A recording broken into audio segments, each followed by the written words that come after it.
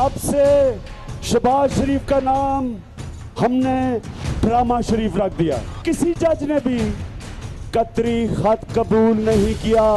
इसका मतलब prime minister झूठा है। आपकी इन्वेस्टिगेशन कर रहे हैं जिनके ऊपर आप प्राइम मिनिस्टर बैठे हुए हैं, क्यों नहीं आप रिजाइन करते? अगर कौम किसी की तरफ देख रही है वो सुप्रीम कोर्ट है, बाकी सारे इदारों के ऊपर ये कब्जा कर बैठा।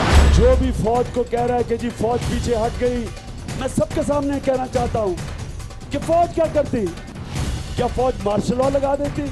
अगर हुकूमत तहकीकात ठीक नहीं करती तो किसकी गलती है? हम आज डिमांड करते हैं जो भी तहकीकात हुई इस कमीशन की रिपोर्ट पार्लियामेंट के सामने रखी जाए। नवाज शरीफ का वकील सुप्रीम कोर्ट में कहता है कि ये जो बैरून मुल्क पाकिस्तानियों से तहरीक इंसाफ पैसा इकट्ठा करती है, ये मुहिब वतन नहीं है। नवाज शरीफ का मुकाबला करूंगा, जब तक मेरे में जान है मैं इसका मुकाबला करूंगा और उसको हरा के लाऊंगा।